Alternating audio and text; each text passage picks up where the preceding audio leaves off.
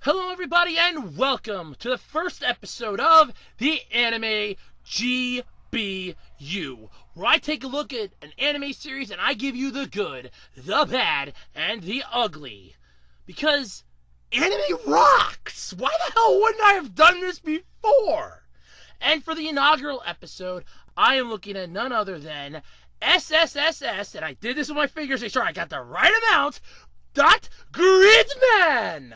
So let's access Flash into Gridman, shall we? So where do we start off with this series? Besides the fact that it came out in 2018, near the end, by the way, the fall anime season of 2018, coming out on October 7th, running to December 23rd. That's right, this thing ran up until almost Christmas.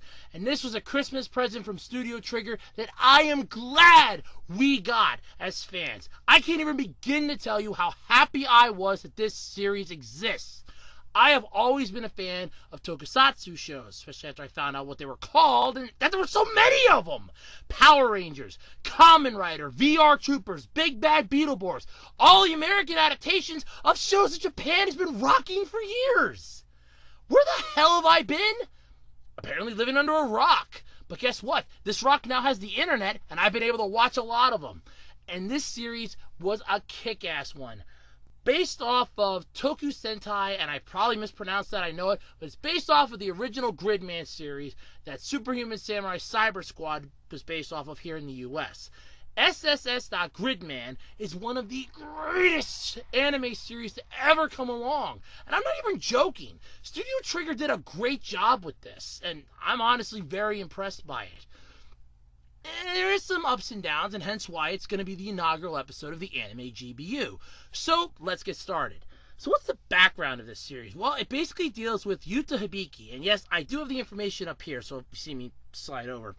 Basically, he has no memory. There you go. He meets up with the hyper agent Gridman, or as I always like to say in the podcast, Gridman! I know, it's just so much fun saying it that way.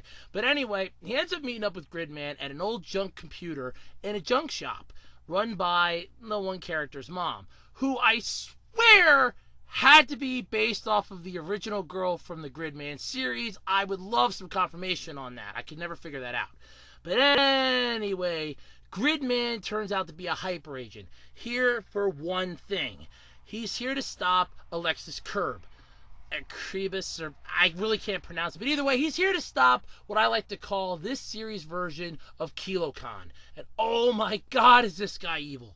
I mean, he's evil in a malicious sort of way. He doesn't get his hands dirty more as he uses his pawns and like a puppeteer with puppets. This guy is nuts. And his biggest pawn is Akane Shinjo, the goddess of this world. The small city that they live in, it's basically that. It's her creation. Anything she wills to be done there is done. She doesn't like a person because they destroy a hot dog sandwich that she went to get Hibiki. She kills them. I mean it. She uses a kaiju to wipe them from existence. You think I'm joking? That happened in episode 1. Not joking. But don't worry, Hibiki's not alone. He's got his good friends. He's got Sho Utsumi and Rika Takarada. My apologies. Basically, they form the Gridman Alliance, along with the NGJHS, or, because this is what I know I'm going to mess up, the Neon Genesis Junior High students. They're basically the 4 other components for Gridman. Basically, Gridman Caliper, Maxor, Bor, and Vito, or as I like to call them here in the US, Vitor, Bor, and Tracto. Because guess what? That's what they are. They're the kick-ass versions of those 3. And honestly, I loved the fact that they showed up. And the fact that they're not only used to combine to form the most badass robot in history of history. I mean, seriously, this thing could give Gurren Lagann a run for its money. I'm not even joking. But they can also be used independently along with Gridman as power-ups. But I'm getting ahead of myself. So what is the point of this series? Well, it's only 12 episodes long, so it's a classic Studio Trigger thing here. But either way, it's still good. Basically, Yuta's trying to figure out his entire memories. He's trying to get them back while trying to stop the kaiju and figure out where they're coming from. Although they get that pretty much figured out early, and I'll get into that in a moment when I go through the good, the bad, and the ugly for this. But basically, that's the plot. Monster of the week, explanation and backstory, kids come up with a moral dilemma and face the decision, and there you go. That's literally it. The series itself, though, does get a little dark near the end, but in all honesty, it's not as bad as I was thinking it was going to be. I mean, as far as the anime that came out in fall of 2018, this thing is leaps and bounds beyond what Goblin Slayer was dark-wise. This thing at least has some humor and comedy thrown into it, whereas Goblin Slayer is just pure dark. Hell, even that one episode of Sword Art Online Alicization was dark. I can't even begin to comprehend that. But either way, this series is still kick-ass. And that's pretty much the entire synopsis that you need to know. It's got an amnesic boy who can transform into a superhero, fights the kaiju, and tries to get his memories back. That's it. So let's get into the good, the bad, and the ugly, shall we? Because that's why you're here. I mean, you can look up a plot synopsis on Wikipedia. Hell, I looked up a plot synopsis on Wikipedia. I even looked up what some of the other things were so that I would have them for the good, the bad, and the ugly. Seriously, it's not that bad. It's the 7th series from Studio Trigger, who you might know as the creators and producers of Kill la Kill, Little Witch Academia, and Darling in the Franxx. So, yeah, either way, it's still a decent series. So, what's good, what's bad, and what's ugly about this? Well, let's start off with the good, because this thing has got a lot going for it. First off, the hype for this thing was off the chain. Alright, I know I'm using really crappy puns, but it seriously was. The hype for this thing was highly, highly blown, and it was well worth it. Everything that we got leading up to this was beautifully done, beautifully created, and dare I even say it, 100% worth it. I'm not even joking. The series itself blew my mind with how great it was. I just can't wrap my head around how wonderfully written this series was. Now, yes, there are some downsides to this, and I'm gonna go over them. Basically, the downside I have with this is, well, none. Alright, screw it. There really aren't that many downsides for this, and what's good about this is the animation style. I'm not even lying. The animation style, the hype, this thing was way, way better than I ever dreamed it could be. I'm not even joking. I was expecting to go into this seeing maybe a Gridman clone or a Superhuman Samurai Cyber Squad clone. Like, panel for panel, shot for shot, second for second clone of those two shows combined into an anime form. Or something like the short that we had gotten back during that one expo, The Boys Who Invent Great Heroes. I was honestly expecting something along that line. What we got was way better than I could have ever dreamed of. My God, Trigger knocked this one out of the park. I mean, this was like a grand slam home run for them, and it was well worth it. So, that's the good. Now, the bad and the ugly, yeah, unfortunately, there are some. I mean, every coin has two sides, a good and a bad. A yin and a yang, a heads and a tails. For this one, the bad has to be the fact that it kind of felt a little short. Now, I'm not going to say that they didn't wrap everything up in a nice tight bow for what they had. Far from it. They did a wonderful job of that. The issue that I have, they kind of felt like it deserves a second season. Like there's more to the story that we're not getting. Now, granted, Studio Trigger could decide to release a second season and do this again, which I'm honestly hoping they do. This thing is well deserved of a second season. I'm not even lying about that. This needs a season 2, more so than anything else. But at the same time, it does kind of feel like the story and plot elements were done right, yet still kind of feel like we're missing a key piece somewhere in the line. Now, it could have just been lost in the subtitles that I saw for some of the episodes, but I just don't know. Either way, it's still good. I mean, the animation-wise was great. Like I said, the fact that you had a whole cast of characters with their own quirks and everything else was even more fun. I mean, hell, Boar just basically beating up the poor guy by kicking him in the shin just so that he could feel it. Man, it was worth it. Just watching that moment for her, kind of just kicking him in the shin like, shut the hell up for what you're trying to spew here at a moment's notice. It was great. But, yeah, like I said, the plot-wise, it feels like we're missing something. But it's still not a bad series, like I said. It could just be the fact that I may have missed something in translation, or it could have just been a quick scene that I skipped and just didn't realize it. It's, the best I could do. I mean, don't shoot me. I did the best I could to watch it. I mean, I watched it every single week. Now, the ugly.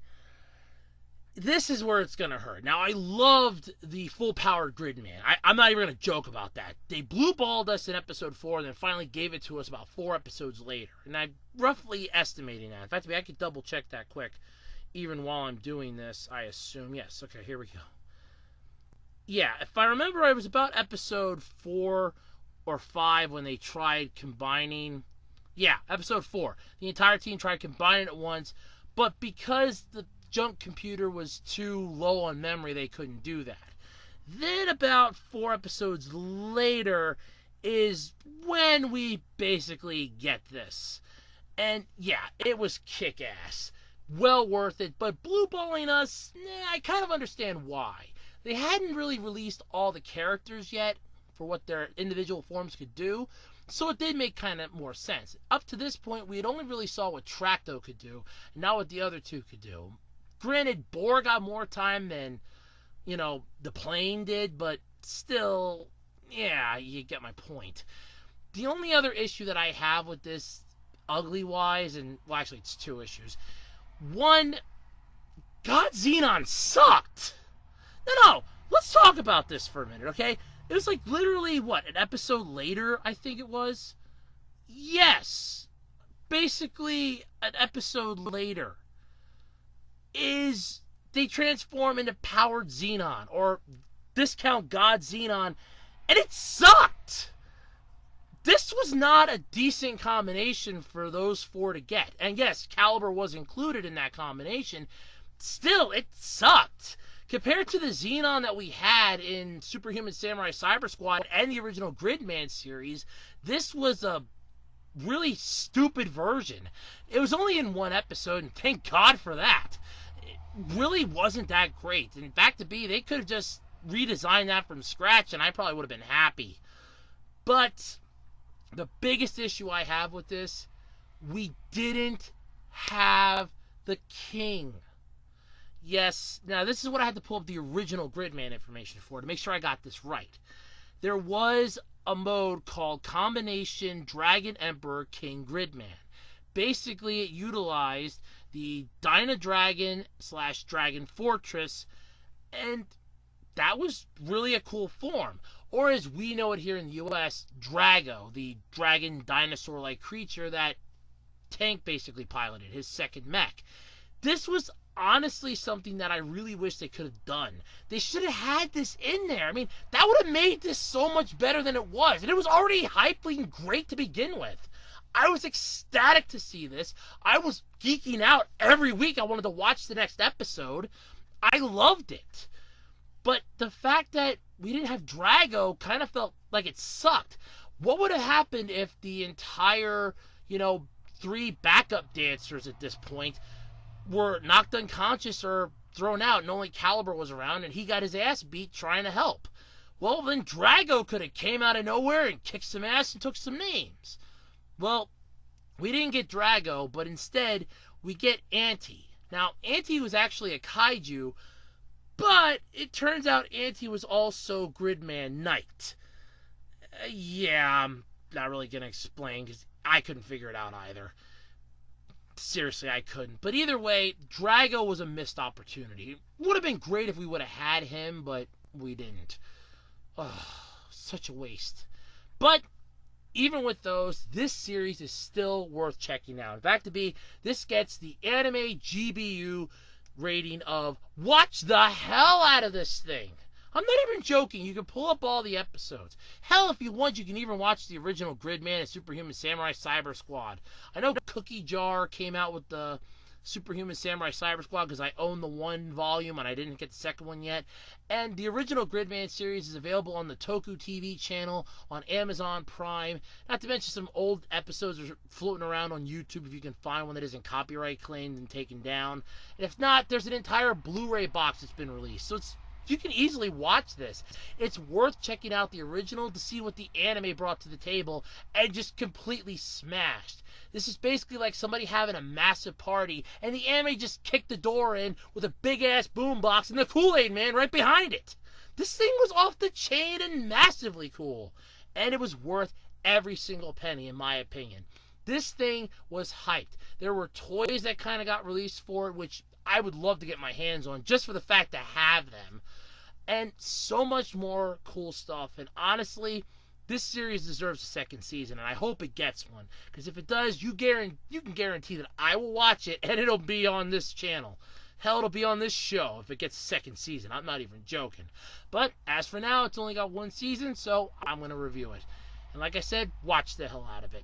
But anyway, I'm Andrew Rhodes. This has been the Anime G.B.U. Thank you so much for paying attention and watching. Until next time, well, I'll see you around.